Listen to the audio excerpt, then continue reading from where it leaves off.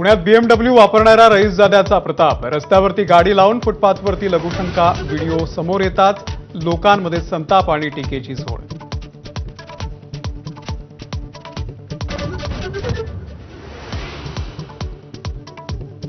पुण्यात कायदा सुव्यवस्थेचे धिंडवडे।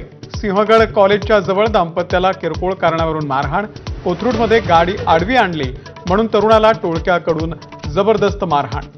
तर मोमीनपुरामध्ये ज्यूस विक्रेत्याला बदडलं।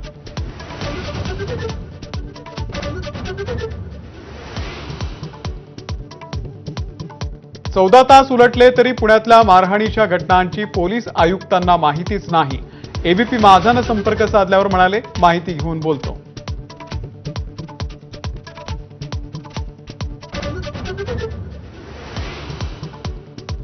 संतोष देशमुखांची मुलगी वैभवीचा जबाब माझाच्या हाती।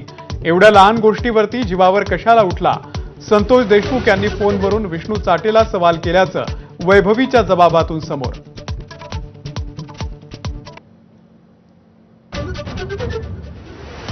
संतोष देशमुख हत्या प्रकरणामध्ये 5 गोपनीय साक्षीदारांचे जबाब। हत्येच्या कटाविषयी विस्तृत माहिती उघड।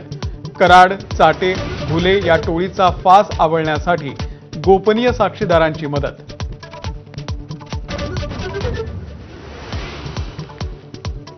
मसाजोगमधून काँग्रेसची सद्भावना रॅली। प्रदेश अध्यक्ष हर्षवर्धन सपकाळ यांच्यासह देशमुख कुटुंबीय रॅलीमध्ये सहभागी।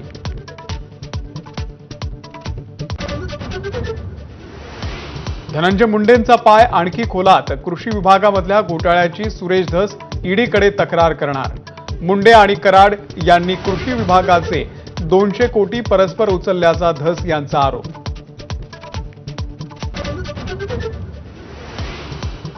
आशिष शेलारांसाठी चक्क तुळजाभवानीचे अभिषेक थांबवले। मंदिर पाहणीसाठी मंदिरात पोहोचले तेव्हा सुरू होते भाविकांचे बुकिंग केलेले अभिषेक। भक्तांमध्ये नाराजीचा सूर।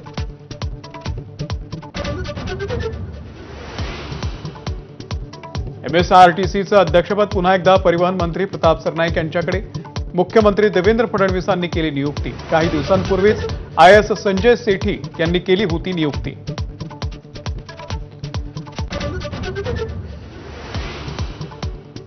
औरंगजेबाच्या कबरीवरून आता राज्यामध्ये वादळ निर्माण होण्याची शक्यता। कबरी उघडून टाकण्यासंदर्भात खासदार उदयनराजे, मंत्री नितेश राणे यांचं वक्तव्य। तर हिंदू जनजागृती समितीचा देखभाल निधीवरती आक्षेप।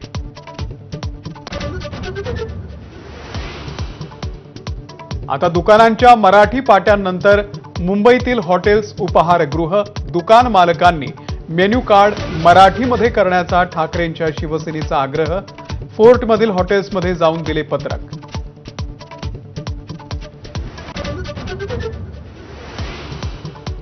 एक खून करण्याची परवानगी द्या। रोहिणी खडसे यांची राष्ट्रपतींकडे पत्र लिहून मागणी। महिलांवरील अन्याय आणि अत्याचारी प्रवृत्ती आणि निष्क्रिय कायदा सुव्यवस्थेचा खून करायचा असल्याचा विचार।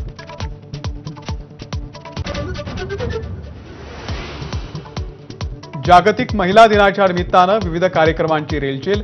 पंतप्रधान नरेंद्र मोदींचा महिलांसोबत खास संवाद।